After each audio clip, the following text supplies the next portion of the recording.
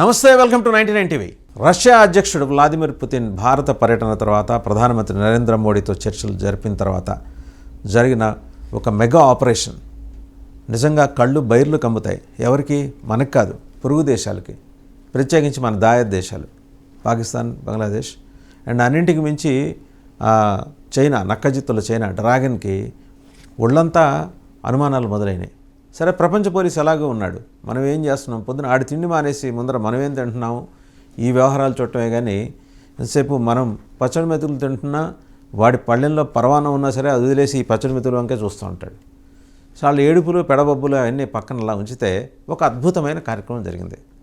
అంటే ఒక సైలెంట్గా ఒక కార్యక్రమాన్ని ముందుకు ఎలా నడిపించాలో దక్షత కలిగిన ఒక ప్రధానమంత్రి, అలాగే ప్రత్యేకించి national security adviser Ajit Doval, ఇంకా డిఫెన్స్ మినిస్టర్ రాజ్నాథ్ సింగ్, వీళ్ళందరి టీము, వీళ్ళందరూ మేధోమథనం చేసి ఒక 6గురిని ఐడెంటిఫై చేశారు. 6 అంటే కీ పర్సన్స్, వీళ్ళంతా కూడా weapons and arms experts. And అలాగే ఇంకా కూడా చూస్తే వీళ్ళతో పాటు మరి కొంతమంది వెళ్ళారు, బ్యూరోక్రాట్స్ వెళ్ళారు. సరే, వీళ్ళ ఎక్స్పర్టైజ్ గురించి మన వాళ్ళ ప్రస్తావన వచ్చింది కాబట్టి వాళ్ళు ఒక ప్రైవేట్ జెట్లో more than ½ dozen top people in arms industry, weapons industry from India.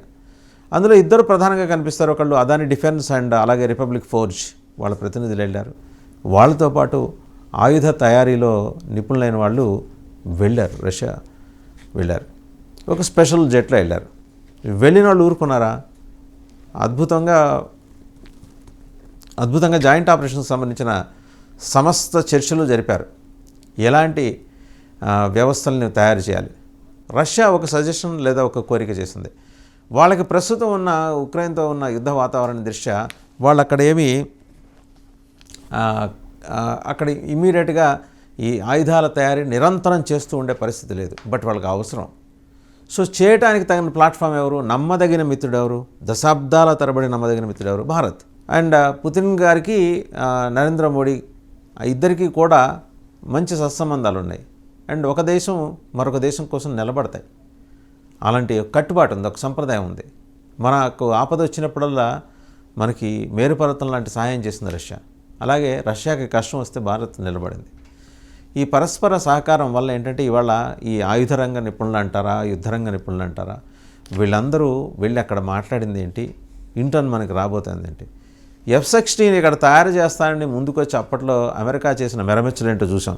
వాళ్ళకి భయం, వాళ్ళ టెక్నాలజీ ఎక్కడ లీక్ అయిపోయి మనమే తయారు చేసేసుకుంటామని. రష్యాకి ఆ భయం లేదు. ఒక ట్రస్ట్ ఉంది మన మీద. ఆ ట్రస్ట్ అండి, నమ్మకం బలమైన పునాదిగా నిలబడినప్పుడు అది అద్భుతాలు సృష్టిస్తుంది. ఇవాళ అద్భుతం సృష్టించబోతోంది రష్యా భారత్ శాస్త్ర సాంకేతిక సహకారం, ప్రత్యేకించి ఆయుధ రంగంలో. ఆ రోజు F-16 కాదంటే దాని తల్లో జేజమ్మ ఇక్కడ తయారవుతుంది. ఇవాళ MiG-29, MiG-29 రష్యా సహకారంతో బ్రహ్మోస్ తయారు చేసుకున్నాం. సరే, ఎవరెవరు వెళ్ళారు, వాళ్ళు ఏం చేశారు అంటే మనకు అందుతున్న రిపోర్ట్స్ ప్రకారం ½ dozen senior executives from India's leading defence firms, అందులో 2 defence firms, Adani Defence and మనకి రిపబ్లిక్ ఫోర్జ్ తెలుసు, వాళ్ళు రష్యా విజిట్ చేశారు ఈ మధ్యకాలంలో. The names publicly identified include representatives from Adani Defence and Bharat Forge, both known for their expertise. తెలిసిందే వాళ్ళిద్దరికి ఆ రంగంలో ఉన్న వెపన్ సిస్టమ్స్, మ్యానుఫ్యాక్చరింగ్, జాయింట్ వెంచర్స్లో వాళ్ళకున్న ఇది. సో ఇప్పుడు ఏంటంటే వాళ్ళు ప్రధానంగా మిగిలిన వాళ్ళ పేర్లు డిస్క్లోజ్ చేయడానికి భద్రతా కారణాల దృష్ట్యా డిస్క్లోజ్ చేయరు. మనం కూడా అడగకూడదు, కొన్ని ప్రోటోకాల్స్ ఉంటే వీ హ్యావ్ టు రెస్పెక్ట్, అంతే. వాళ్ళ ఎక్స్పర్టైజ్ దేని మీద ఉందంటే air defence systems, fighter jet spares, ప్రత్యేకించి MiG-29కి సంబంధించి, అలాగే ఆర్టిలరీ, అలాగే అడ్వాన్స్డ్ వెపన్స్ ప్రొడక్షన్, వీటిలో ఎక్స్పర్టైజ్ ఉంది. అదాని డిఫెన్స్ రిప్రజెంటేటివ్స్ వాళ్ళ ఎక్స్పర్టైజ్ ఏంటి? వాళ్ళు విజిట్ చేసిన వాళ్ళు వీళ్ళు ఉన్నారు. Aerospace, drones, missile systems, integrated defence manufacturing, వీళ్ళ ఎక్స్పర్టైజ్. వాళ్ళ రోల్ ఏంటి విజిట్లో? Exploring joint ventures with Russia firms for co production of advanced systems. అధునాతన సిస్టమ్స్ని భారతదేశంలో తయారు చేయడానికి కావాల్సిన జాయింట్ వెంచర్స్ ఇది. అలాగే భారత్ ఫోర్జ్ ఎగ్జిక్యూటివ్స్ ఏం మాట్లాడారు, వాళ్ళ ఎక్స్పర్టైజ్ ఏంటంటే ఆర్టిలరీ సిస్టమ్స్లో వీళ్ళు నిపుణులు, and armed vehicles, precision engineering, ఇది చాలా కీలకం ఇప్పుడున్న యుద్ధ వాతావరణంలో, అండ్ వెపన్స్ కాంపోనెంట్స్, ఇది కూడా ఏ కాంపోనెంట్నైనా వాళ్ళు పరిమిత వ్యవధిలో తయారు చేసి క్వాలిటీతోటి ఇవ్వగలిగిన నేర్పడతారు. వీళ్ళ రోల్ ఏంటంటే వీళ్ళు అక్కడ డిస్కస్ చేసింది ఎవరితోటి, రష్యా శాస్త్రవేత్తలతో ఏం డిస్కస్ చేశారంటే manufacturing of spares for MiG-29 fighter jets, MiG-29 fighter జెట్స్కి, అలాగే రష్యన్ ఆరిజిన్ ఎయిర్ డిఫెన్స్ సిస్టమ్స్కి వీళ్ళు అడిగింది. Other unnamed defence industry leaders, వీళ్ళ పేర్లు కొన్ని సందర్భాల్లో చెప్పరాదు కాబట్టి చెప్పరు. Half a dozen executives from top Indian arm makers, but names beyond Adani Defence and Bharat Forge were not disclose. But వీళ్ళ ఎక్స్పర్టైజ్ ఏరియా ఏంటంటే ఎయిర్ డిఫెన్స్, నేవల్ సిస్టమ్స్. మనకి ప్రాంతం బాగా ఎక్కువ ఉంది భారతదేశానికి, ఎందుకంటే మనది ద్వీపకల్ప భారతదేశం అంటారు, పెనిన్సులర్ ఇండియా, 3 వైపులా వాటర్ ఉంటుంది మనకి. సో దీంట్లో వాళ్ళ ప్రొడక్షన్ నేవల్ సిస్టమ్స్ ప్రొడక్షన్లో వీళ్ళ టెక్నాలజీలో వీళ్ళ ఎక్స్పర్టైజ్ ఉంది, మిగిలిన 6గురికి కూడా. సో ఇది ఇంతవరకు కనుక చూస్తే ఇది first major industry level trip అనమాట.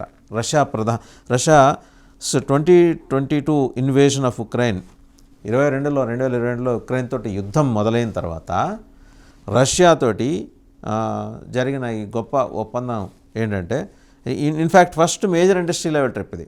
అంటే పారిశ్రామికవేత్తల స్థాయిలో జరిగిన ట్రిప్ ఇది. స్ట్రాటజిక్గా సిగ్నిఫికెంట్ ఇది అంటున్నారు.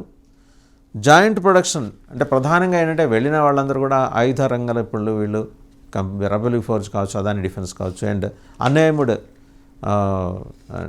ఎక్స్పర్టైజ్ ఉన్న అన్ఎయిమ్డ్ ఇండస్ట్రియలిస్టులు కావచ్చు. వాళ్ళు ఏంటంటే వాళ్ళు జేవీలు కోరుకుంటున్నారు, aligning with the Atmanirbhar Bharat initiative. Atmanirbhar భారత్లో భాగంగా మీరు రండి, ఇక్కడ మేము ప్లాట్ఫామ్ ఇస్తాం. Russia president is open for that. మన ప్రధానమంత్రి దానికి ఓపెన్గానే ఉన్నారు, అండ్ మన శాస్త్ర సాంకేతిక రంగాల నిపుణులు ఓపెన్గానే ఉన్నారు, మన డిఫెన్స్ ఓపెన్గానే ఉంది. సో ఇంత అద్భుతంగా వాళ్ళు ఈ కార్యక్రమాన్ని నిర్వహించుకొని తిరుగు ప్రయాణంలో వాళ్ళు ఎవరితో వచ్చారు, ఇది కోసం ఎరుపు. వాళ్ళు వెళ్ళిన వాళ్ళు జనరల్గా పెళ్ళిళ్ళకి పేరెంటాలకి వెళ్ళిన వాళ్ళకి రిటర్న్ గిఫ్ట్ ఇస్తారు. మన టీమ్ ఆఫ్ ఎక్స్పర్ట్స్ కూడా రిటర్న్ గిఫ్ట్ తోటి వచ్చారు. ఆ రోబోలను తీసుకొచ్చారట. ఆ రోబోలు ఏంటంటే ప్రస్తుతం ఫేజ్ 1, ఇప్పుడు ఏదైనా ఒక ప్రాజెక్ట్ టేకప్ చేసినప్పుడు 4-5 దశలు ఉంటాయి.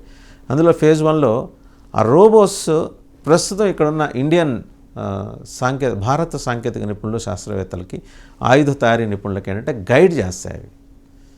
సో ఇనీషియల్గా మీరేం చేయాలి అంటే రష్యా వాళ్ళు వచ్చి ఈ జేవీలన్నీ వాళ్ళ సంతకాలు అవన్నీ అయిపోయి, ప్రోటోకాల్స్ అన్నీ అయిపోయి వాళ్ళు వచ్చే లోపల వీళ్ళని మన టీమ్స్ని సైకలాజికల్గా రెడీ చేయటం అనమాట. వార్మింగ్ అప్ అనొచ్చు.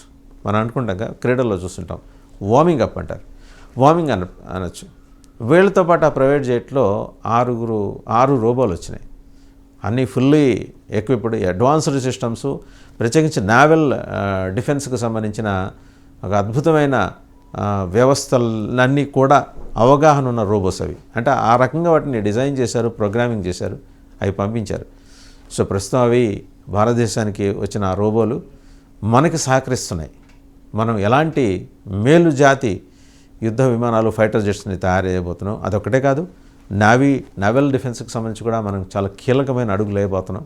వీటన్నిటికి సంబంధించిన ఒక ప్రియాంబుల్ ఎక్సర్సైజ్ ఆ రోబోల ఆధ్వర్యంలో, ఆ రోబోల సజెషన్స్లో, ఆ రోబోల గైడెన్స్లో, అండ్ రిమోట్ వాచింగ్ అక్కడి నుంచి ఉంటుంది, రష్యా నుంచి. ఇవన్నీ కూడా జరగబోతున్నాయి. So we have to welcome such kind of developmental activity. ఒక దేశ రక్షణ కోసం కట్టుబడి ఉన్న వ్యవస్థలు పూర్తిగా అంటే అంకిత భావంతో పనిచేస్తే ఎలాంటి రిజల్ట్ ఉంటుందనే దానికి ఇది ఉదాహరణ.